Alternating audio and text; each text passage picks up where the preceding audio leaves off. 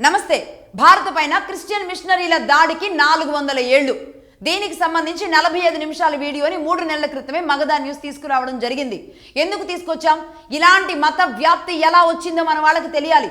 Organised గా ఏ దేశాన్ని occupy చేసుకుంటూ వచ్చారు, వీళ్ళకి డబ్బు ఎలా వస్తుంది, ఎవరెవరు దీని కింద పని చేస్తూ ఉంటారు, అసలు ఏ కంపెనీ ఏంటి, ఏ గ్రంథం ఏంటి, బైబిల్ ఏంటి, మోజెస్ ఎవరు, జీసస్ ఎవరు, ఇలాంటివి హిందువులు తెలుసుకోవాలి అని ఆ ఉద్దేశంతో కష్టపడి ఆ డేటా తీసుకొచ్చి చెప్పడం జరిగింది. ఈ మిషనరీల వ్యాప్తి కాంగ్రెస్ టైంలో ఎలా విస్తారంగా పెరిగింది ఇటు భారతదేశంలో. ఇక్కడ ఓటు బ్యాంక్ పెంచుకోవడానికి, మతాన్ని పెంచుకోవడానికి కాంగ్రెస్ ని చేతిలో పెట్టుకొని ఏ విధంగా ముందుకు వెళ్లారు, దానికి మోడీ అండ్ అమిత్ షా ఏ విధంగా బ్రేక్లు వేసుకుంటూ వచ్చారు. దాదాపుగా 18 అతి పెద్ద కంపెనీలకి డబ్బుని బ్రేక్ వేసి ఈరోజు బోర్డర్లో ఆపారు. బోర్డర్లో ఆగిన డబ్బు ఆగడం వల్ల ఇక్కడ మత వ్యాప్తికి కొంత స్లోగా జరుగుతోంది. అయినా సరే విచ్చలవిడిగా అనేక రకాల రూపాల్లో, పాస్టర్ల రూపం కావచ్చు, చర్చిల రూపం కావచ్చు, విచ్చలవిడిగా ఇక్కడున్న కొంతమంది రాజకీయ నాయకుల్ని అడ్డం పెట్టుకొని ఏ విధంగా మత విస్తరణ జరుపుకోవడానికి ప్లాన్ వేస్తున్నారు. వాళ్ళ టార్గెట్ ఒకటే, ఇక్కడ మతాన్ని పెంచుకోవాలి, ఓట్లను పెంచుకోవాలి. ఈ టార్గెట్ తో వెళుతున్న వాళ్ళకి హిందువులు ఏం చేయాలి, హిందువులకి కనీస పరిజ్ఞానం లేకపోవడం ఇక్కడ దౌర్భాగ్యంగా మారింది. ఈ హిందువులు, ప్రతి ఒక్క హిందువు కూడా రీసెంట్ గా వాట్సాప్ లో ఒక వీడియో తిరుగుతోంది. ఒక ముసల్మాన్ భయ్యా చెబుతున్నారు, మీరు ముస్లిం ఇంటికి వెళ్ళండి, ఎదురుగా ఖురాన్ కనబడుతుంది. అలాగే క్రిస్టియన్ ఇంటికి వెళ్ళండి, మీకు బైబిల్ కనబడుతుంది. అదే హిందూ ఇంటికి వెళ్ళండి, ఏ రామాయణమైనా భగవద్గీత అయినా ఎదురుగా పెట్టుకుంటున్నారా ఎవరైనా అని అడుగుతున్నారు. ఈ విధంగా ఓపెన్ గా అడుగుతున్నారు. మనకి రామాయణం, భగవద్గీత చదివే సమయం లేదు. మనకి ఎన్నెన్ని చదువులైనా చదువుతున్నారు కానీ హిందువులు ఈ రెండు చదవడానికి మాత్రం సమయం లేదు. కనీసం ఇలాంటివి చెప్పినప్పుడైనా చూడండి. ఒక క్రిస్టియన్ మత వ్యాప్తి, ఒక ముస్లిం మత వ్యాప్తి ఈ భారతదేశం మీద, మనం పుట్టిన నేల మీద ఎలా జరుగుతూ వచ్చిందో ప్రతి ఒక్కరూ తెలుసుకోవాలి. కాబట్టి నేను డిమాండ్ చేస్తున్నాను అనుకోండి, రిక్వెస్ట్ చేస్తున్నాను అనుకోండి, హిందువులందరికీ కూడా నేను మరొకసారి చెబుతున్నాను, ఆ వీడియో చూడాలి. అందుకే ఈ ఆదివారం రోజు, ఎందుకంటే ఆంధ్రప్రదేశ్లో జరుగుతున్న పరిస్థితులు, పరిణామాలు మీరు చూస్తున్నారు.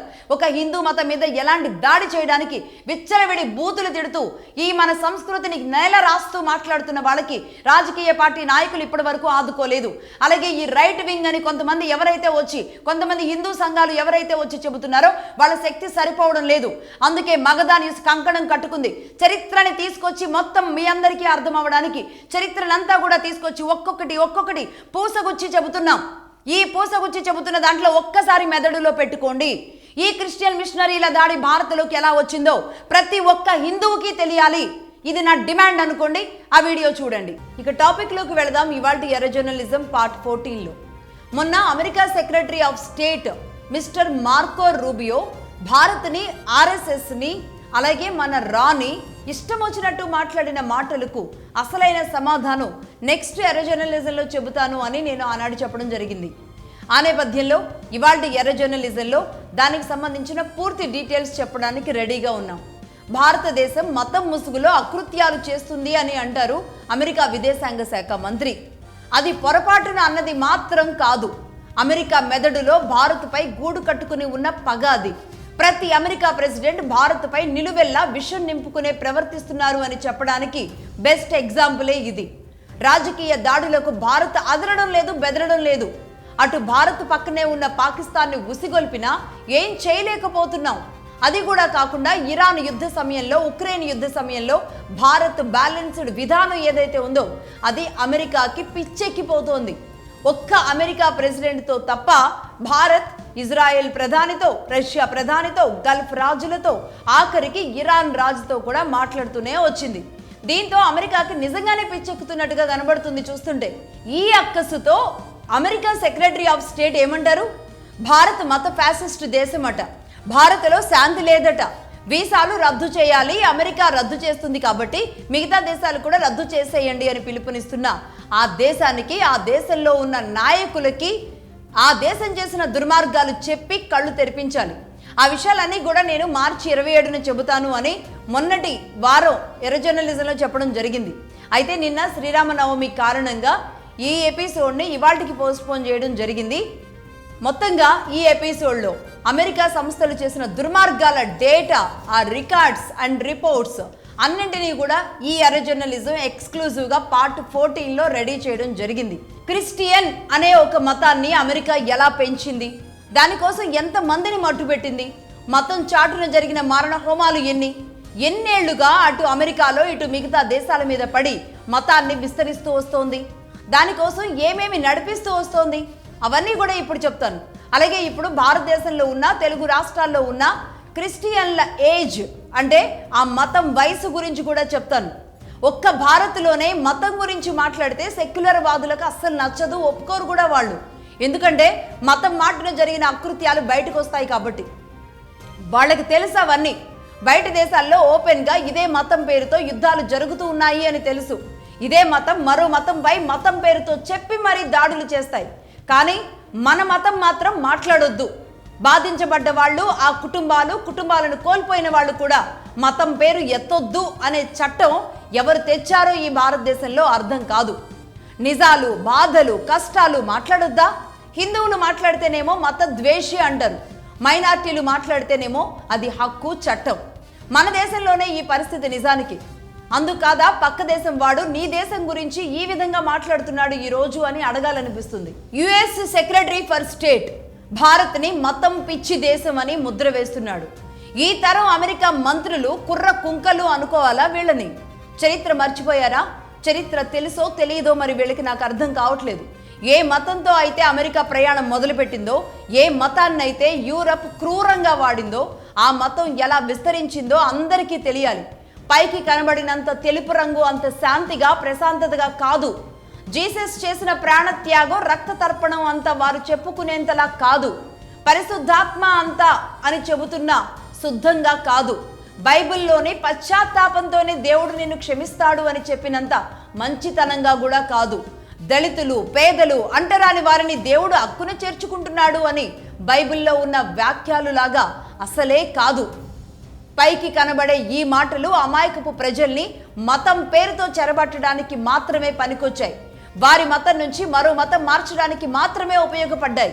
ఇదే అమెరికాలో, ఇదే యూరప్లో ఇదే మతం, ఇదే తెల్లోళ్ళు చేసిన పూర్తి చరిత్ర ఏంటో మనకు అర్థం కావాలి. జీసస్ బతుకుంటే గనక ఇలాంటి వాళ్ళని ఏం చేసుండేవాడో తెలుసా? ఈ ఎపిసోడ్ అయ్యేలోపు జీసస్ బతికుంటే ఇలాంటి వాళ్ళని ఏం చేసుండేవాడో మీరే చెప్తారు. అందుకే ఇప్పుడు అప్పుడు కాదు, ఏకంగా ఒక 400 ఏళ్ల చరిత్రకి వెళదాం. ఒక 400 ఏళ్ళు వెనక్కి వెళదాం. అమెరికా దేశాన్ని ఆక్రమించిన యూరోపియన్లే తమ మతం విస్తరణ కోసం ఏమేమి చేశారో, మతం మారని వాళ్ళని ఎలా చంపుకుంటూ వచ్చారో మనకు అర్థం కావాలి. అది కూడా అమెరికా నుంచే మనం ప్రస్తుతానికి మొదలు పెడదాం. ముందుగా అమెరికాలో జరిగిన జాతి వివక్షలు ఎలా జరుపుకుంటూ వచ్చాయో చూద్దాం. ఈ జాతి వివక్ష పేరుతో జరిపిన మారణ హోమాలు ఎలా జరిగాయో తెలుసుకుందాం. అది 1930 నుంచి 1990. Ku Klux Klan, KKK, white rational religion organization అంటే తెల్లవాళ్ళు, క్రిస్టియన్లు ఒక మత సంస్థ పేరుతో అదే అమెరికాలో KKK అనే పేరుతో జరిపిన దాడులు ఇవి. Religious discrimination, racial discrimination, slave trading అంటే బానిసత్వం, ఇవన్నీ కూడా అమెరికా పేటెంట్లు. అంటే మతం కారణంగా చంపడం, నలుపు రంగు ఉన్నారు అని చంపేయడం, బానిసలుగా చేసి వాళ్ళని చంపేయడం, ఇలా ఇవన్నీ కూడా అమెరికా దేశాలు మొదలుపెట్టిన ఆటలే. ఆ లెక్కలేంటో కూడా ప్రతి ఒక్కటి మనం తెలుసుకోవాలి. అసలు ఇజ్రాయిల్లో క్రిస్టియన్ పుట్టుక, అలాగే మోజెస్ ఎవరు, జీసస్ ఎవరు, ఈ విషయాలు, ఆ చరిత్ర గురించి మనం తర్వాత డీటెయిల్డ్గా చర్చిద్దాం. అసలు అప్పుడు జరిగిన సంఘటనలు ఏంటో కూడా మాట్లాడదాం. ప్రస్తుతానికి అమెరికాలో జరిగిన దౌర్జన్యాలు, దాడులు ఈ మతం పేరుతో ఎలా జరుగుతూ వచ్చాయో మాట్లాడదాం. నెంబర్ 1, మొదట మతం కంటే కూడా అమెరికాలో బానిస వ్యాపారం విచ్చలవిడిగా ఉండేది. అదే హ్యూమన్ ట్రేడింగ్ అంటారు. అమెరికాలో మాత్రమే ఉండేది అది హ్యూమన్ ట్రేడింగ్. అంటే మనుషుల్ని ఆఫ్రికా నుంచి కొనుక్కొని తెచ్చుకుని వాళ్ళు చచ్చిపోయేదాకా వాళ్ళతో పని చేపించుకోవడం. అంటే ఒక పశువుని కొని తెచ్చి దొడ్లో కట్టేసినట్టుగా ఉండేది వాళ్ళ బతుకులు. హెలెక్స్ హేలీ రాసిన రూట్స్ అనే బుక్లో ఈ పచ్చి నిజాలన్నీ కూడా ఉన్నాయి. దీని రిఫరెన్స్ కూడా మీరు చూడొచ్చు. తెలుగులో కూడా 7 తరాలు అనే బుక్తో దీన్ని రూట్స్ని అనువదించడం జరిగింది. 7 తరాలు అని తెలుగులో ఉంటుంది దీని పేరు. ఇలాంటి బానిసత్వానికి వ్యతిరేకంగా ఎవ్వరు ఎదురు తిరిగినా సరే వారికి అసలు బతుకు అంటే లైఫ్ అనేది ఉండేది కాదు. పాపం కనీసం సాటి మనిషి అని కూడా జాలి, దయ ఏమీ లేకుండా అత్యంత దుర్భరమైన జీవితాలు పాపం వాళ్ళు అలా ఉండేవి. అంత దారుణంగా వాళ్ళని ఒక పశువుల కంటే హీనంగా చూసేవాళ్ళు. అలాగే ఐ హ్యావ్ ఎ డ్రీమ్ అని నా దేశం అమెరికా దేశంలో జాతి మత బానిస వివక్ష ఉండకూడదు అని, తెల్ల జాతి నల్ల జాతి పిల్లలు కలిసి ఉండాలని, ఒకే పాఠశాలకు ఒకే చర్చికి వాళ్ళంతా వెళ్ళాలి అని ఇచ్చిన ఒక వ్యక్తి ప్రసంగం అమెరికా అంతా ఒక శక్తిగా ఎక్కడ మారుతుందో అని నిట్ట నిలువున ఆయన్ని చంపేశారు. ఆయనే నోబెల్ శాంతి గ్రహీత మార్టిన్ లూథర్ కింగ్ జూనియర్. అలాగే నెంబర్ 2, రిలీజియన్ డిస్క్రిమినేషన్. ఇది ఎలా ఉంటుందంటే క్రిస్టియన్ మతం తప్ప ఇంకా ఏ మతం కూడా ఉండకూడదు. అలా ఒప్పుకోకపోతే గనక మరణమే శాసనం. అలాగే నెంబర్ 3, అది యాంటీ సెమిటిజం అంటారు దీన్ని. అది యూదులకు వ్యతిరేకంగా జరిగే దాడులు. యూదులు అనేవాళ్ళు కనబడితే వాళ్ళని చంపడమే లక్ష్యంగా ఈ మతం పనిచేస్తూ ఉంటుంది. ఇది యాంటీ సెమిటిజం. అలాగే నెంబర్ 4, రేషనల్ డిస్క్రిమినేషన్. తెల్లగా లేరని, నల్లగా ఉన్నారని, అందంగా లేరని చేసే దాడి. ఇది ఎంత దారుణంగా ఉంటుందంటే నీ రంగు బాలేదు, నీ జుట్టు బాలేదు, నీ ముక్కు బాలేదు, నీ కళ్ళు బాలేదు, నీ పళ్ళు బాలేదు అని అవమానాలకి అనుమానాలకి గురి చేస్తూ ఉంటారు. ఇలా ఉండడాన్ని చూసి దీన్ని సహించలేక పోరాడినందుకు మాల్కమ్ని ఒక సభలో ఆయన ప్రసంగిస్తూ ఉండగానే నిట్ట నిలువున ఈయన కూడా చంపేశారు. ఎవరు? ఇదే కు క్లెక్స్ క్లాన్ వాళ్ళు. అక్కడ మార్టిన్ కానీ ఇక్కడ ఈయన కానీ చంపింది కు క్లెక్స్ క్లాన్ వాళ్ళు మాత్రమే. ఇక ఆ తర్వాత అబ్రహాం లింకన్. వీటన్నింటినీ ఎదిరిస్తూ అమెరికా దేశ అధ్యక్షుడయ్యారు ఆయన. అమెరికాలో మొట్టమొదటిగా స్లావరీని రద్దు చేశారు, అంటే బానిసత్వాన్ని రద్దు చేశారు. బానిసలు ఇక ఉండరు, ఆ వ్యవస్థ ఉండదు అని దాన్ని కొట్టేశాడు ఆయన రావడంతోనే. బానిస వ్యాపారం చేసిన వ్యక్తులు ఊరుకుంటారా? బానిస వ్యాపారం చేసిన వ్యక్తులు బానిసత్వాన్ని రద్దు చేస్తే ఒప్పుకోలేదు. యాక్ట్ ఆఫ్ 1871 అంటారు. అబ్రహాం లింకన్ని అప్పుడే చంపేశారు. ఇలాంటి వాళ్ళందరినీ చంపడానికి పుట్టిన సంస్థ పేరే కు క్లెక్స్ క్లాన్, KKK. ఈ సంస్థే. మతం రంగు ఆధారంగానే అడ్డంగా చంపుకుంటూ వెళ్ళిపోయే వాళ్ళు వీళ్ళు. ఈ కు క్లెక్స్ క్లాన్ మాస్క్ గాళ్ళు ఈ సంస్థల్లో 5 మిలియన్ల యాక్టివ్ మెంబర్స్ ఉంటారు. అంటే ఈ కు క్లెక్స్ క్లాన్ వాళ్ళు చేసిన ఈ గ్రూపు ఇదేదైతే ఉందో దాదాపుగా 5 మిలియన్ల యాక్టివ్ మెంబర్స్ ఉంటారనమాట. అంటే ఈ మతంలోకి మార్చడం లేదంటే చంపడం. అలాగే కలర్ డిస్క్రిమినేషన్ ఇవన్నీ కూడా చూపిస్తూ ఉండడం. దాదాపుగా 50 లక్షల మంది ఈ టీంలో పనిచేస్తూ ఉంటారు. ఈ KKK సంస్థకి అమెరికాలో అధికారంలో ఉన్న వాళ్లే నడిపిస్తూ ఉంటారు. ఈ సంస్థ మొత్తాన్ని కూడా అధికారంలో ఎవరుంటే వాళ్లే నడిపిస్తూ ఉంటారు. అసలు వాళ్ళ అధికారంలో కూర్చోడానికి కూడా ఈ సంస్థ సహకారమే ఉంటుంది. జాతి వివక్ష, మత వివక్ష, మహిళలపై అత్యాచారాలు, అలాగే ఎదురు తిరిగిన వాళ్ళని చెట్లకి కట్టేసి కాల్ చేయడం, ఇవన్నీ వాళ్లే చేశారు. భయంకరమైన దారుణాలు అమెరికా హిస్టరీలో, అమెరికా చరిత్రలో, అమెరికా పుస్తకాల్లో ఎక్కడ చూసినా దొరుకుతాయి, అమెరికా లైబ్రరీలో. ఇలాంటి దాడులను మరి ఏమనాలి? అమెరికాని ఒక ఉగ్రవాద సంస్థ అని అనడానికి ఇది సరిపోతుందా? అసలు ఈ పదం సరిపోతుందా? నల్ల జాతీయుల్ని దాదాపుగా 3446 మంది నల్ల జాతి పౌరులను సజీవ దహనం చేశారు. వర్ణం కారణంగా, మతం కారణంగా బానిసలుగా మీరు బతికి ఉండాల్సిందే అని తిరగబడితే ఇలాగే ఉంటుందని 3446 మంది నల్ల జాతి పౌరుల్ని నిట్ట నిలువున సజీవ దహనం చేసింది ఈ KKK సంస్థ. నేను చెప్పే ఈ లెక్కలన్నీ ఎక్కడయో కాకి లెక్కలు కాదు. అమెరికా FBI రికార్డ్స్లో ఉన్న లెక్కలే ఇవన్నీ. స్వయంగా అమెరికా సంస్థ అయిన FBI చెప్పిన లెక్కలే ఇవన్నీ. అలాగే ఇంకోవైపు అమెరికా మిలిటరీ ఇండస్ట్రియల్ కాంప్లెక్స్ కనీసం ఈ యుద్ధాల పేరుతో అనేక దేశాల్ని, నేను ఆ మధ్య చెప్పాను కదా, Afghanistan, Cuba, Chile, Vietnam, Iraq, Iran, Libya, Panama, Congo ఇలాంటి దేశాల మీద పడి ఎంత మందిని ప్రాణ నష్టం జరిపించారో వీళ్ళు అని గతంలో చెప్పడం జరిగింది కదా. ఇవన్నీ కూడా కనబడే దేశాలు. కనబడని అనేక దేశాల మీద పడి యుద్ధం పేరుతో భయంకరమైన జెనసైడ్ చేస్తూ వచ్చింది అమెరికా. అంటే 2వ ప్రపంచ యుద్ధంలో 3 కోట్ల మంది ప్రజలు మరణించిన లెక్కలున్నాయి. ఆ తరువాత 1945 తర్వాత ఈ 80 సంవత్సరాలలో, ఈ 80 ఏళ్లలో అమెరికా చేసిన యుద్ధాల వల్ల అమాయకపు ప్రజలు ఎంతమంది మరణించారో తెలుసా? 60 మిలియన్ల మంది మరణించారు. అంటే 6 కోట్ల మంది మరణించారు. ఇప్పటి వరకు అత్యంత ఎక్కువ జెనసైడ్ జరిగింది అమెరికా వల్ల మాత్రమే. ఆ స్థాయిలో దాదాపుగా 60 లక్షల మంది ప్రాణాలు పొట్టను పెట్టుకుంది అమెరికా. అలాగే ఇదే అమెరికాలో రీసెంట్ లెక్కల్లో ఎంతమందిని మతం పేరుతో చంపారో తెలుసా? Number 1, 2024 America federal bureau of investigation లెక్కల ప్రకారం మాత్రమే మనం కూడా చెప్దాం. రేషనల్ రిలీజియస్ డిస్క్రిమినేషన్తో 11,679 మంది హత్యలు జరిగాయి. అలాగే నెంబర్ 2, 2025లో రిలీజియస్ రేషనల్ డిస్క్రిమినేషన్తో 11,862 మందిని చంపేశారు. అలాగే నెంబర్ 3, 2020 నుంచి 2025 మధ్యలో యూదులు వాళ్ళ దేవాలయమైన సెన్గోల్లో ప్రేయర్ చేసుకుంటూ ఉంటుంటే 26 మందిని నిట్ట నిలువున చంపేశారు. అలాగే నెంబర్ 4, 2021లో యాంటీ సిమెటిజం అంటారు దీన్ని. అంటే యూదుల దేవాలయాలు, వాటిని సెన్గోగ్స్ ఏవైతే ఉన్నాయో వాళ్ళు పూజ చేసుకునేవి సెన్గోగ్స్ అంటారు. వీటిల్ని సెన్గోగ్స్ మీద 2700 సెన్గోగ్స్ మీద దాడి చేసిన ఇన్సిడెంట్స్ ఉన్నాయి. ఇది ఎవరో ఇచ్చిన రిపోర్టు కాదు, ఇంకే దేశమో చెప్పిన రిపోర్టు కాదు, స్వయంగా అమెరికా సంస్థ FBI ఇచ్చిన రిపోర్టే. 1930 నుంచి 1990 మధ్యలో 60 ఏళ్లలో ఆ సంఖ్య అదే స్థాయిలో ఉంది. ఆ మరణాల లెక్కలే ఇవన్నీ. ఇప్పుడు చెప్పండి, అమెరికా, యూరప్లో, సౌత్ అమెరికా లాంటి దేశాల్లో ఎన్ని దారుణాలు చేసినట్టు ఇదంతా. అంటే అమెరికాలో చావులు ఏ విధంగా జరిగాయి అంటే రంగు కారణంగా, మతం కారణంగా, యూదులు అన్న కారణంగా, బానిసత్వం కారణంగా. ఇలా అదే అమెరికాలో, సౌత్ అమెరికా దగ్గర నుంచి యూరప్లో అక్కడ వరకు మతాన్ని విస్తరించడానికి జరిగిన అత్యంత భయంకరమైన బానిసత్వ దాడులు ఇవన్నీ. ఇక అలాగే భారతదేశానికి వద్దాం. ఎవరైతే మాట్లాడారో అదే అమెరికా మంత్రికి భారతదేశంలో అడుగుపెట్టిన మతం, మీ మతం ఎలాంటి అకృత్యాలు చేసుకుంటూ భారతదేశంలోకి స్వైర విహారం చేసింది అనే విషయాల్ని అక్కడున్న అమెరికా మంత్రికే చెప్పే ప్రయత్నం చేద్దాం. నెంబర్ 1, భారతదేశంలోకి అడుగుపెట్టిన మొట్టమొదటి వ్యక్తి, ఈ మతం పేరుతో అడుగుపెట్టిన మొట్టమొదటి వ్యక్తి సెయింట్ జూవియర్. ఇండియాకి 400 ఏళ్ల క్రితం వచ్చాడు. అంటే 1540లో వచ్చాడు. భారతదేశానికి మొదట ఈ మతం కోసం వచ్చిన మొట్టమొదటి వ్యక్తి. 1540లో పోర్చుగీస్ వాళ్ళు మొట్టమొదటిగా భారతదేశంలోకి అడుగు పెడితే చివరిగా భారతదేశాన్ని వదిలిపోయింది కూడా ఇదే పోర్చుగీస్ వాళ్ళు.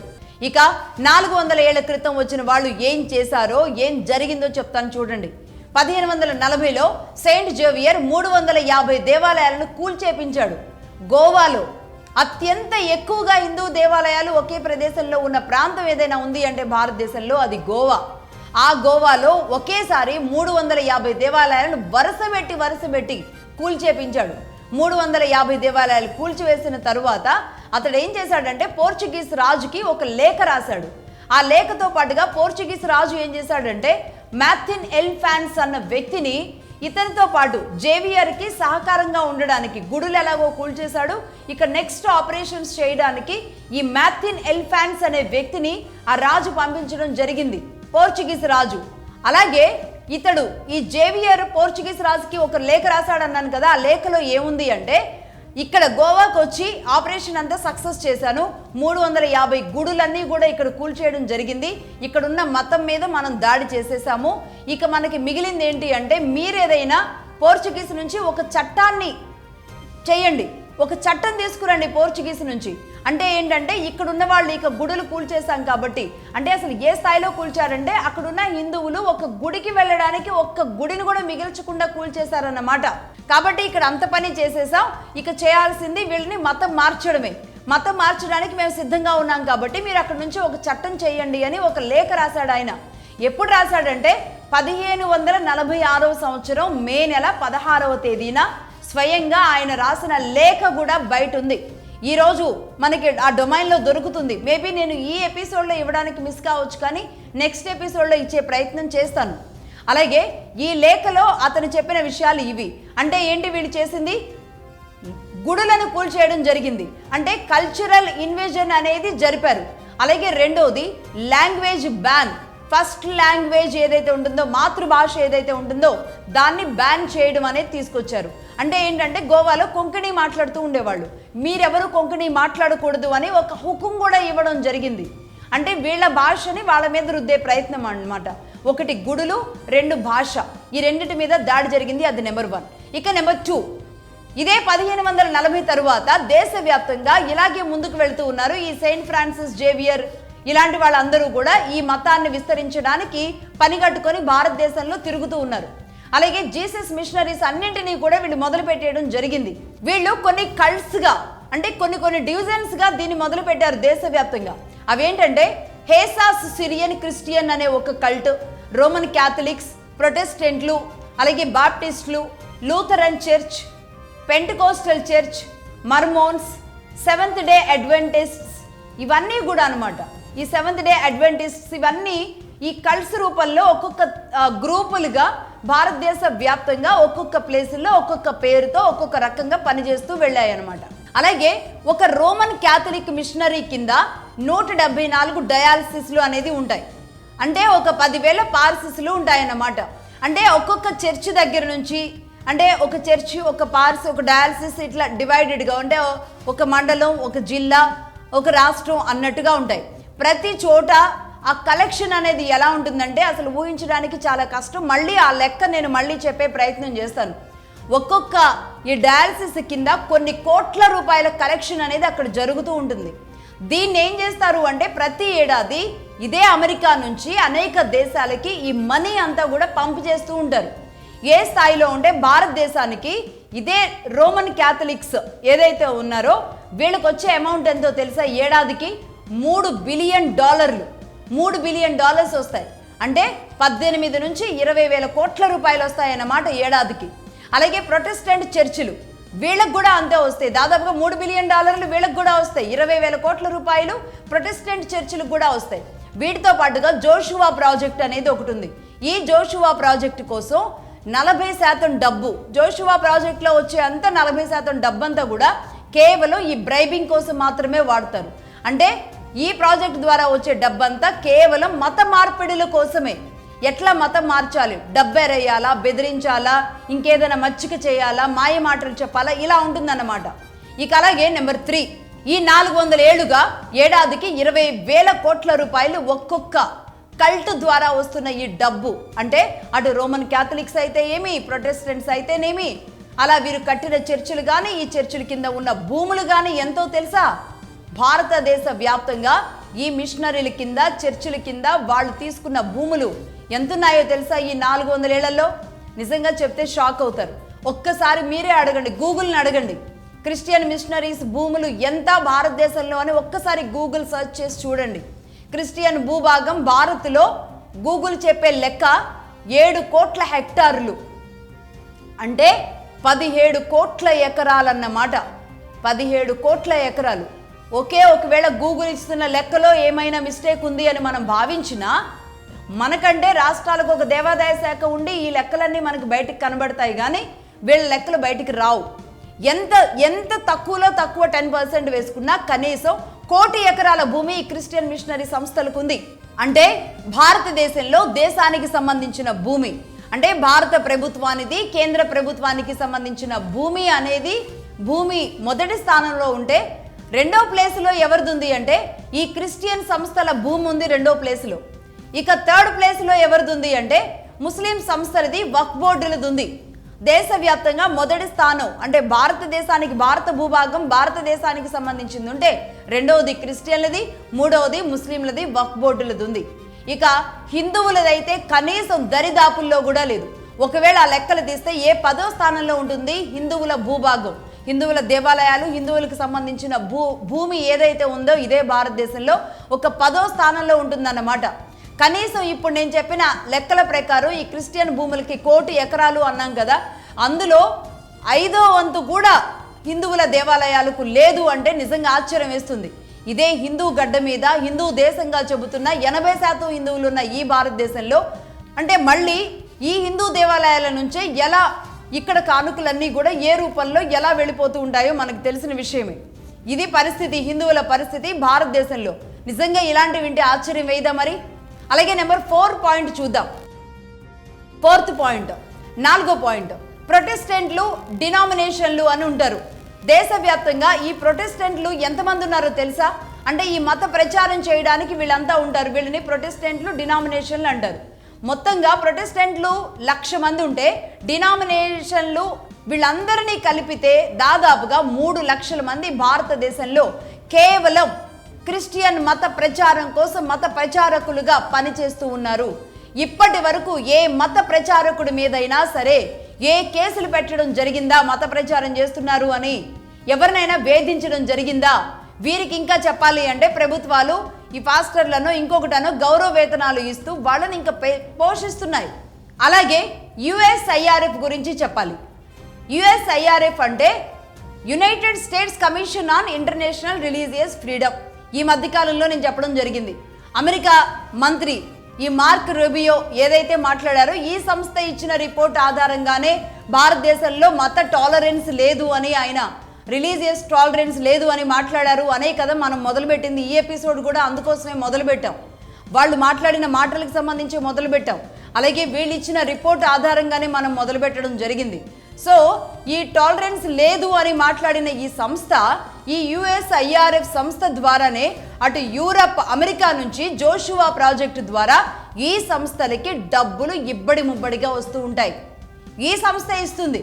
అంటే వీళ్ళని ఇక్కడ భారతదేశంలో అడ్డుకుంటున్నారు కాబట్టి రిలీజియస్ టాలరెన్స్ లేదంట.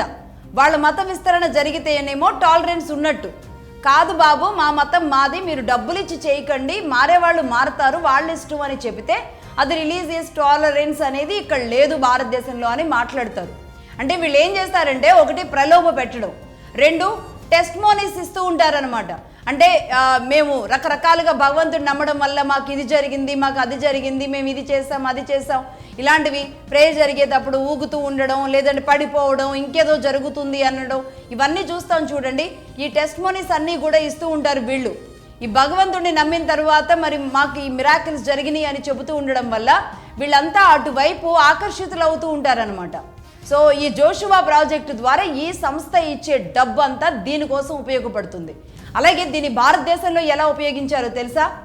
సనాతనాన్ని కొట్టడానికి, సనాతనం మీద దాడి చేయడానికి, సనాతనాన్ని నెగిటివ్ చేస్తూ ఉంటారు. అంటే సనాతనాన్ని ఒక మూఢ విశ్వాసంగా, మూఢత్వంగా చూపించే ప్రయత్నం వీళ్ళు చేస్తూ ఉంటారు, నెగిటివ్ చేస్తూ ఉంటారన్నమాట. అనేక రూపాల్లో దీన్ని అలా చూపిస్తూ ఉంటారు. అలాగే దేశాన్ని కూడా తక్కువ చేస్తూ ఉంటారు. అంటే దేశానికి అంత సీన్ లేదు, దేశం పెద్ద గొప్పదేం కాదు, అలాగే పక్క దేశం చూస్తే ఆ దేశం చూస్తే అలా ఉంది, ఈ దేశం చూస్తే ఇలా ఉంది అని పక్క దేశాల్లో మాత్రం అంతకంటే తక్కువ జరుగుతుంది అనుకోవడం తప్పు. ఇక్కడ అంతకంటే ఘోరంగానే జరుగుతాయి. ఇప్పటి వరకు అమెరికా చరిత్ర అంతా నేను చెబితేనే అర్థమవుతుందిగా ఎన్ని ఘోరాలు, ఎన్ని నేరాలు ఉన్నాయి ఇదే అమెరికాలో అని.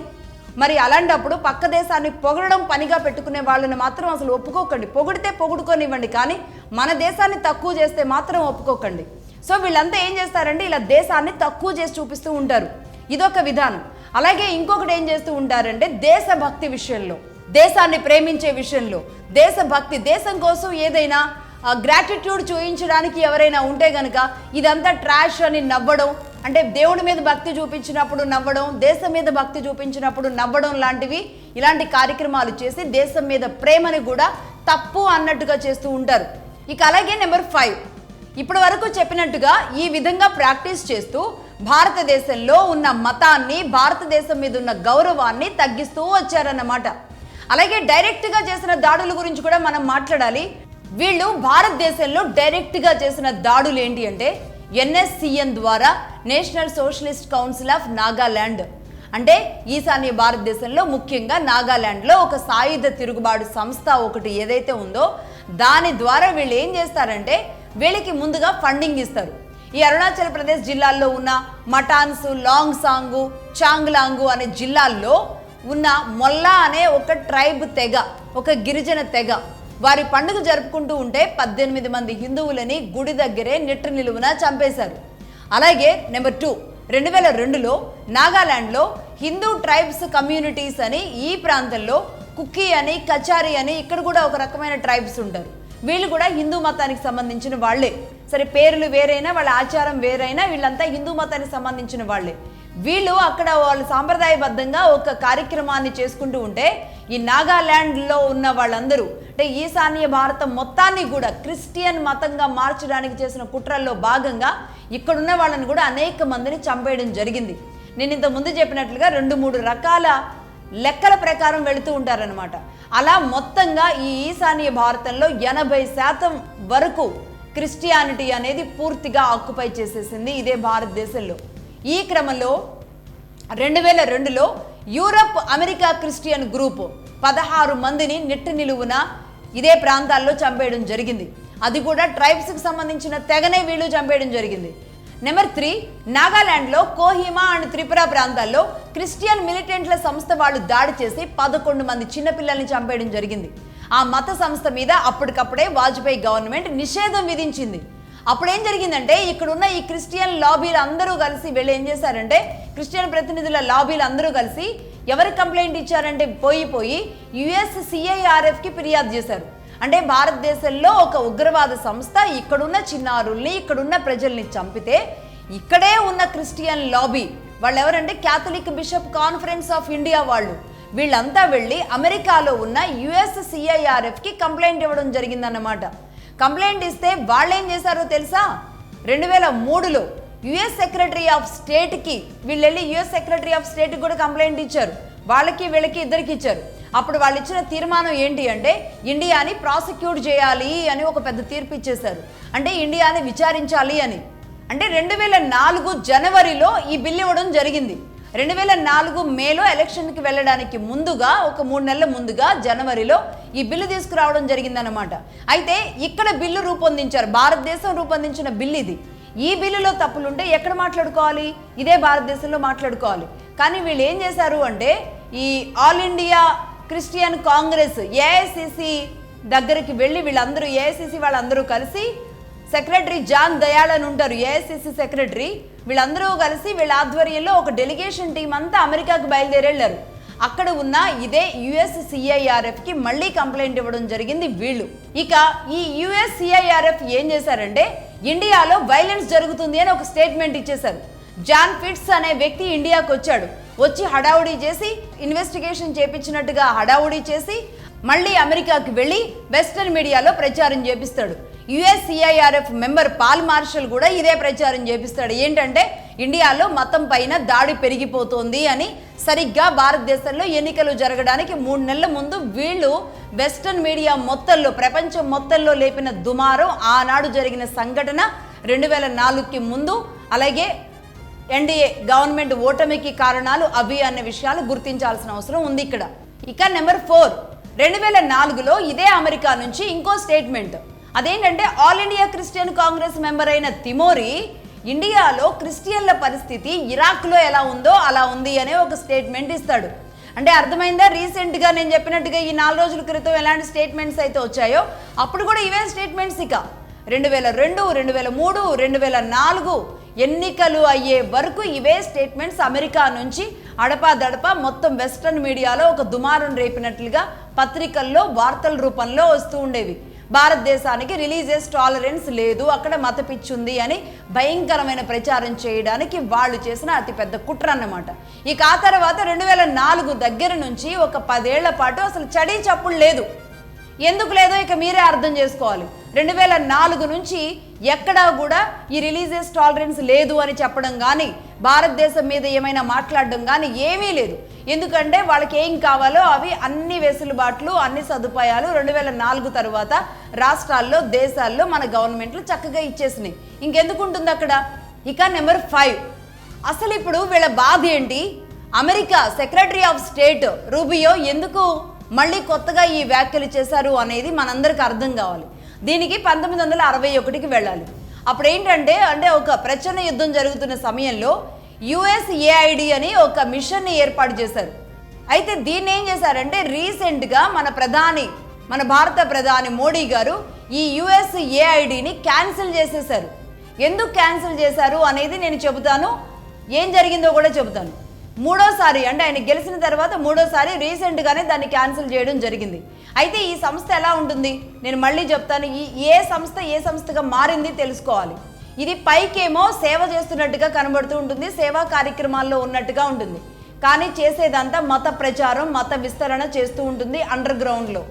ఇది చేస్తూ ఉండడం మీద ఒక విద్వేషాలు రెచ్చగొట్టడం, వాళ్ళు అనుకున్న పార్టీలందరికీ కూడా ఫండింగ్ ఇవ్వడం. నేను ఇంతకుముందు చెప్పాను కదా 3 పారామీటర్స్లో దేశభక్తి లేకుండా ఉండడం, సనాతనం మీద నెగిటివ్ చేయడం, దేశాన్ని తక్కువ చేయడం, ఇలా చేస్తూనే అలాగే ఇక్కడున్న న్యూట్రల్గా ఉన్న వాళ్ళు లేదంటే ఇక్కడ మతాన్ని నమ్మని వాళ్ళు జర్నలిస్టులో లేదంటే రాజకీయ పార్టీలో వీళ్ళందరికీ ఇబ్బడి ముబ్బడిగా డబ్బు పంపింగ్ చేయడం ఇవన్నీ చేస్తూ ఉంటారు. అలాగే సెక్యులర్ అని మాట్లాడుతూ ఉంటారు కదా, వీళ్ళందరికీ కూడా ఫండింగ్ చేస్తూ ఉంటారు. అలా వీళ్ళందరినీ పెంచి పోషిస్తూ దీన్ని అలా స్లోగా ఒక సివిల్ వార్ వైపు క్రియేట్ చేసేలాగా చేస్తారు. అది ఏ దేశంలో అయినా సరే. ఇక ఆ తర్వాత వాళ్ళ టార్గెట్ నెక్స్ట్ పీక్స్ ఉంటుందన్నమాట. ఆ తర్వాత మిలిటరీ క్యూ చేసేస్తారు. అలాగే ఇక్కడ రెజ్యూమ్ చేంజ్ చేయడానికి అది ఏ దేశంలో అయినా సరే అలా వాళ్ళ ప్లాన్ ఆఫ్ యాక్షన్ ఉంటుంది. అలాగే భారత్లో కూడా ఈ USAID మిషన్ ఏదైతే పెట్టారో దాని ద్వారా చాలా పెద్ద ప్లానే వేశారు. ఇదేం చేశారంటే 98కి వచ్చే వరకు దీన్ని కొత్త పేరుతో తీసుకొచ్చారు. అదే ఇప్పటి వరకు నేను చెబుతున్నది, ఆ ఎపిసోడ్లో కూడా చెప్పింది అదే USCIRF అని 1998లో పెట్టుకున్నారు. దాన్ని ఇప్పుడు భారతదేశంలో క్యాన్సిల్ చేయడం జరిగింది. ఈ సంస్థ విస్తరణ కోసం ఇక్కడ ముందుకు వెళ్ళడానికి వీల్లేదు అని రీసెంట్గా మోడీ గవర్నమెంట్ దీన్ని క్యాన్సిల్ చేయడం జరిగింది. అయితే 98లో వీళ్ళు ఇంకో కుట్ర కూడా చేశారు. ఈ USAIDకి ఒక క్రిస్టియన్ నేమ్తో డైరెక్టర్ ఉండేవాళ్ళు. అయితే ఇదంతా డౌట్ వస్తుందని వాళ్ళు ఏం చేశారంటే 98లో డౌట్ రాకుండా పేరు మార్చడంతో పాటుగా హిందూ పేరు సౌండ్ వచ్చేలాగా భారతదేశంలో పెట్టుకున్నారు. USAID ఆ తర్వాత USCIRFగా మారి ఆ తర్వాత ఆ వ్యక్తి పేరు, డైరెక్టర్ పేరు కూడా రాజీవ్ షా అనే వ్యక్తిని డైరెక్టర్గా పెట్టుకోవడం చేశారు. సో ఆ తర్వాత ఇవన్నీ స్లోగా బయటకు వచ్చిన తర్వాత క్యాన్సిల్ చేయడం జరిగిందనమాట. US secretary of state mark Rubio మొన్న మాట్లాడిన దానికి, ఆ కడుపు మంట తీర్చుకోవడానికి, వాటన్నింటికి ఆయన భారత్ మీద ఏడవడానికి, రా అండ్ RSS మీద ఏడవడానికి గల కారణాలన్నీ కూడా ఇవే. ఇక నెంబర్ 6, ఆ తర్వాత అమెరికా కుట్రలు ఇలా చేస్తూ ఉండగానే దీనికి సపోర్ట్ చేస్తున్నది ఎవరో తెలుసా? Britain, UK. 1991లో రాజీవ్ గాంధీ హత్య జరిగిన తర్వాత మ్యాక్స్ మేడన్ అనే వ్యక్తి, అతను ఎవరంటే క్రిస్టియానిటీ సాలిడారిటీ అనే ఒక సంస్థకి చైర్మన్. అంటే ఇది క్రిస్టియన్ సంస్థ, పేరులోనే అర్థమవుతుంది కదా. అయితే ఈయన ఒక బ్రిటన్ పార్లమెంటులో మెంబర్, ఒక MP బ్రిటన్ పార్లమెంట్లో. ఆయన ఏమంటాడు అంటే భారతదేశం గురించి బ్రిటన్ పార్లమెంట్లో మాట్లాడతాడు. ఏమనంటే ఇక్కడ క్రిస్టియానిటీని ముందుకు వెళ్ళనివ్వడం లేదు భారతదేశం ఎప్పుడు ఎల్లకాలం అలాగే ఉంటుందనుకుంటుందా? సోవియట్ దేశాలన్నీ విడిపోలేదా? భారతదేశం మాత్రం విడిపోకుండా ఉంటుందా? సోవియట్ విచ్ఛిన్నం ఎలా చేశామో అలాగే భారతదేశం విచ్ఛిన్నం కూడా చేయగలము అని పార్లమెంట్ సాక్షిగా ఆయన శపథాలు చేశారు. బ్రిటన్ పార్లమెంట్ సాక్షిగా ఈ సంస్థ చైర్మన్, బ్రిటన్ MP ఓపెన్గా ఈ ఛాలెంజ్ 1998లో చేశారు. అంటే మరి వారికి ఎంత ధైర్యం. అలాగే ఇతను AICC మెయిన్ మెంటర్ కూడా, ఆల్ ఇండియా క్రిస్టియన్ కమ్యూనిటీ ఏదైతే ఉందో దానికి మెంటర్ కూడా. అలాగే నెంబర్ 7, 2001 సంవత్సరంలో 4 బ్రిటిష్ ఎంపీలు ఎవరైతే ఉన్నారో ఈ CSW ఆర్గనైజేషన్తో సన్నిహితంగా ఉన్న వాళ్ళు, వీళ్ళందరూ కూడా వీళ్ళ క్రిస్టియన్ సాలిడారిటీ ఏదైతే ఉందో ఈ సంస్థకు ఉన్న వీళ్ళందరూ బ్రిటిష్ పార్లమెంట్లో 4 ఎంపీలు ఉన్నారు. ఇందులో భారత్ మీద వీళ్ళంతా ఒక్కొక్క రోజు ఒక్కొక్క ప్రశ్న వేస్తూ భారత్ని బ్రిటన్ పార్లమెంట్లో ఇబ్బంది పెడుతూ మాట్లాడారు. 98లో భారత్కు సంబంధించి వీళ్ళు 4 ప్రశ్నలు బ్రిటన్లో లేవనెత్తారు. భారతదేశంలో రిలీజియస్ ఫ్రీడమ్ లేదు అని, క్రిస్టియన్ టెర్రరిస్ట్ యాక్టివిటీస్ని బ్యాన్ చేస్తున్నారు అని, అసలు అట్లా ఎట్లా చేస్తారు అని, టెర్రరిస్ట్ అని ఆ పదంలోనే ఉంది కదా, మరి బ్యాన్ చేయక ఏం చేస్తారు? వీళ్ళు క్రిస్టియన్ సాలిడారిటీ వరల్డ్ని విస్తృతం చేసుకోవడానికి భారతదేశానికి ఉన్న ఇబ్బందులు ఏంటి అని వాళ్ళు అడుగుతారు. అంటే ఈ క్రిస్టియానిటీని ముందుకు ఎందుకు భారతదేశం వెళ్ళనివ్వడం లేదు అని బ్రిటన్ ప్రభుత్వం ప్రశ్నిస్తుంది అమెరికాకి అండగా భారతదేశాన్ని 2007లో. ఇంకా అన్నిటికంటే కూడా ఇక్కడ ఇంకో విషయం చెప్పాలి. స్టీఫెన్ క్రాప్ అన్న ఒక వ్యక్తి, ఇతడు కూడా బ్రిటన్ MP. అలాగే ఈ క్రిస్టియన్ సాలిడారిటీ వరల్డ్ ఏదైతే ఉందో దీనికి ఇతడు ఒక అడ్వైజర్ కూడా. ఇతడు కూడా ఇదే పార్లమెంట్లో ప్రశ్నిస్తాడు. ఇక అలాగే నెంబర్ 8, త్రిపురలో పీపుల్ డెమోక్రటిక్ ఫ్రంట్ అనే ఒక మిలిటెంట్ ఆర్గనైజేషన్కి UK నుండి భారీగా ఫండ్స్ వెళ్ళేవి. 1820లో పుట్టిన USPG అనే సంస్థ నుంచి, అది కూడా USలోనే పుట్టడం జరిగింది ఈ సంస్థ కూడా. ఈ సంస్థ ఏం చేసేదంటే బానిస వ్యాపారం చేసేది. ఈ సంస్థ ఓపెన్గా USPG అనే సంస్థ ఏం చేసేది అని మీరు గూగుల్లో కొట్టి చూడండి. వీళ్ళు బానిస వ్యాపారం చేసేవాళ్ళు, స్లేవ్ ట్రేడింగ్ చేసేవాళ్ళు వీళ్ళు.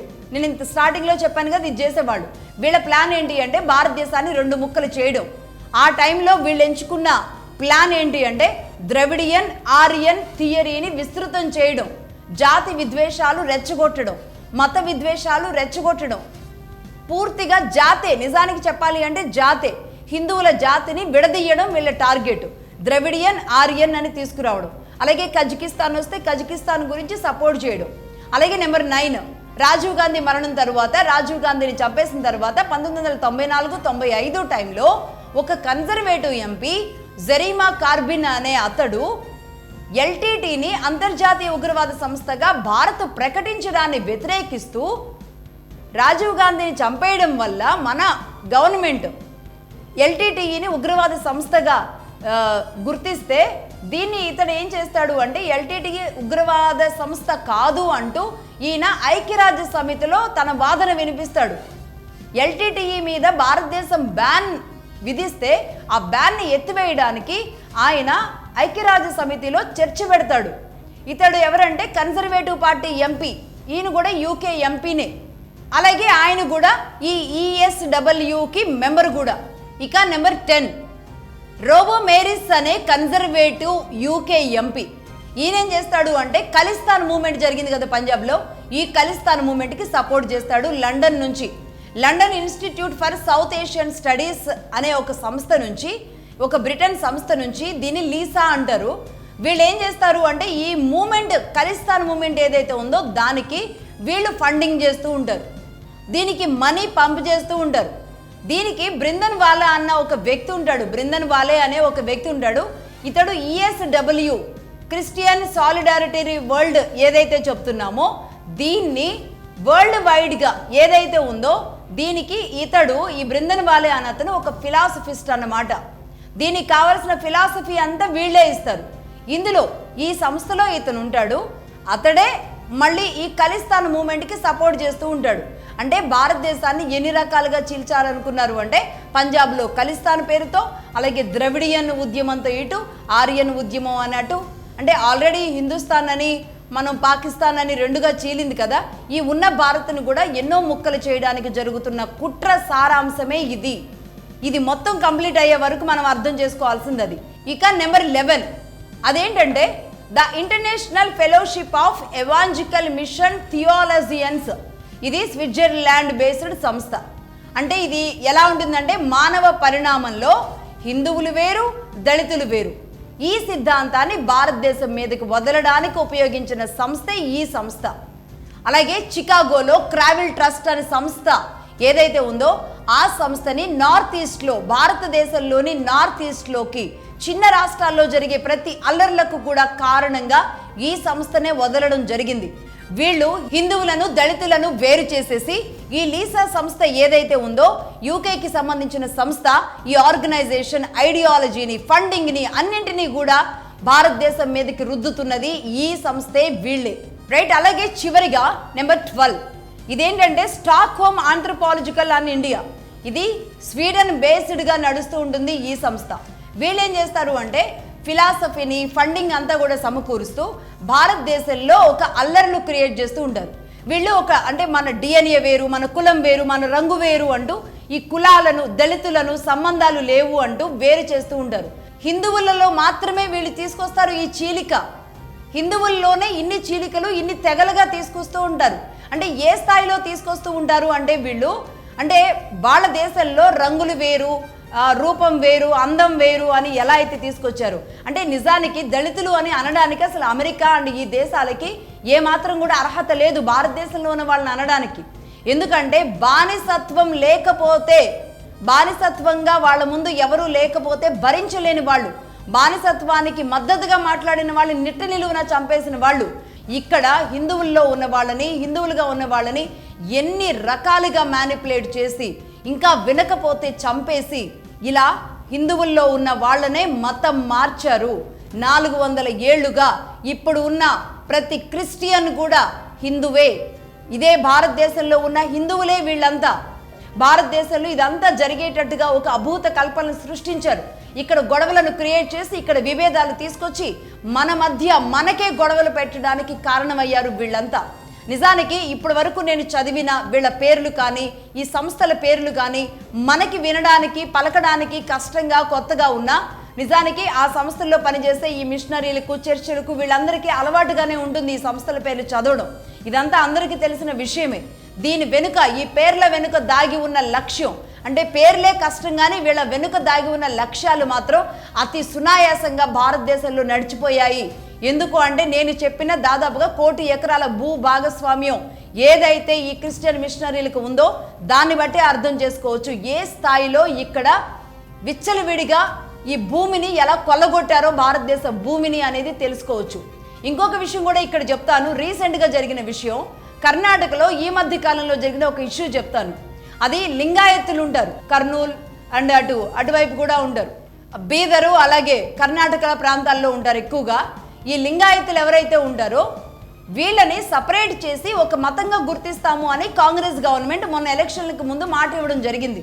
అలాగే వీళ్ళని మైనారిటీ హోదా కూడా ఇస్తామని చెప్పింది. అంటే ఈ విధంగా అన్నమాట, కాంగ్రెస్ గవర్నమెంట్ రూపాల్లో ఇలా మతాల మధ్య మైనారిటీలు ఇస్తాం, మీకు ఈ కులానికి కార్పొరేషన్ ఇస్తాం, మిమ్మల్ని ఇలా గుర్తిస్తామని చెప్పి ఈ హిందువుల్లో ఉన్న వాళ్ళనే ఫస్ట్ చీలికలు తీసుకొచ్చేస్తారు. ఎందుకంటే అనేక రకాలుగా అది కులం ఏదైనా సరే బలంగా వేళ్ళూనికి పోయి ఉన్నది సనాతనంలో, అనేక కులాలు కలిసి ఉన్నదే సనాతనం. దీనిని వీళ్ళు టార్గెట్ చేసుకొని నడిపిస్తారు. ఇదే ఎగ్జాంపుల్ రీసెంట్గా కర్ణాటకలో జరిగిందే బెస్ట్ ఎగ్జాంపుల్ అనమాట. కానీ ఇదే హిందువుల్లో ఇన్ని రకాలుగా చీలికలు తీసుకొస్తారు అనేది మనం గుర్తించగలగాలి. ఈ చీలికలు ఏ స్థాయికి వెళతాయి, భారతదేశంలో ఇప్పటి వరకు జరిగింది అదే అన్న విషయాన్ని మనం గుర్తించాలి. ఈ చీలిక తీసుకురావడం మాత్రమే వీళ్ళ లక్ష్యం. కాబట్టి అది ద్రవిడిస్తాన్ అంటారు, పాకిస్తాన్ అంటారు, హిందుస్థాన్ అంటారు, ఖలిస్తాన్ అంటారు. ఏదో ఒక ఉద్యమం రావాలి, అల్లర్లు జరగాలి, ఆందోళనలు జరగాలి, ఇది ప్రపంచ దేశాలు మాట్లాడుకోవాలి, భారతదేశంలో ఏదో జరుగుతుంది అని అందరూ చర్చించుకోవాలి, ఇక్కడ ఉన్న పార్టీలు దీన్ని పెద్ద చేయాలి. ఇవన్నీ జరిగేదంతా కూడా ప్రతి దాని వెనుక లక్ష్యం ఒకటే ఉంటుంది, చీలిక తీసుకురావాలి. ఫస్ట్ మనుషుల్లో చీలిక తీసుకురావాలి. మనుషులు దేని వేళ్లతో అయితే ఉన్నారో, సనాతనం అనే వేళ్లతో ఎక్కడైతే ఉన్నారో ఫస్ట్ ఆ వేర్లను దూరం చేయాలి. ఆ తర్వాత మనుషులు విభజించాలి, ఆ తర్వాత ప్రాంతాన్ని విభజించాలి, ఆ తర్వాత మన చేతుల్లోకి తెచ్చుకోవాలి. ఇది ఈ విధంగా కుట్ర జరుగుతూ ఉంటుంది. 75 ఏళ్ల క్రితం మనం హిందుస్థాన్ పాకిస్తాన్ విడిపోతే ఇప్పుడు ద్రవిడిస్తాన్ ఖలిస్తాన్ అంటూ ఇంకా ముందుకు వెళ్ళడానికి బలంగా కోరుకునే మూక అనేక రకాలుగా ఉన్నారు. వీళ్ళంతా మత విస్తరణ కోసం చిచ్చులు పెడుతూ ఉంటారు, మనలోనే గొడవలు సృష్టిస్తూ ఉంటారు. వారు అనుకున్న గేమ్ని 400 ఏళ్లుగా ఎట్లా ఆడుతున్నారో, వాళ్ళ ఆట ఎలా ఆడించుకుంటూ వచ్చారో, వాళ్ళకి మద్దతు ఇస్తున్న వాళ్ళు, వాళ్ళకి సపోర్ట్ చేస్తున్న వాళ్ళు, తిరగబడితే ఏదో జరుగుద్ది అని భయపడుతున్న వాళ్ళు, ఇలా జరిగింది. అంటే ఆ మతాన్ని తిట్టడమో, ఆ మతంలో ఉన్న భగవంతుణ్ణి, వాళ్ళు కొలిసే భగవంతుణ్ణి తక్కువ చేయడమో, వాళ్ళ నమ్మకాన్ని తక్కువ చేయడమో మగధా న్యూస్ ఉద్దేశం కాదు. జరిగిన కుట్ర ఏంటి ఈ జనరేషన్కి తెలియకపోవచ్చు. 400 ఏళ్ల క్రితం ఈ మతంలోకి మారిన మీ తాతలో, ముత్తాతలో, నానమ్మలో, అమ్మమ్మలో ఎంత మదనపడి, ఎంత బాధపడి, ఇష్టమున్నా లేకపోయినా ఈ మతంలోకి మారుంటారో మీరు అర్థం చేసుకోవాల్సిన అవసరం ఉంది. కాబట్టే ఇంకా నరమేధాలు భయంకరంగా జరిగినాయి, గుడులను భయంకరంగా కొల్లగొట్టారు. అవన్నీ ఎలా ఉంటాయో నేను నెక్స్ట్ చెబుతాను. ఇప్పటి వరకు చెప్పింది మాత్రం జస్ట్ శాంపిల్ మాత్రమే. నెక్స్ట్ ఈ క్రూరమైన ఘోరమైన దాడులు చాలానే ఉన్నాయి. బట్ అన్నింటికీ సంబంధించి మగధా న్యూస్ నెక్స్ట్ 400 ఏళ్ల చరిత్ర పార్ట్ 2 ఎర్ర జర్నలిజం 15లో మళ్ళీ కలుద్దాం. అప్పటి వరకు చూస్తూనే ఉండండి Magadha news. This is Lakshmi signing off.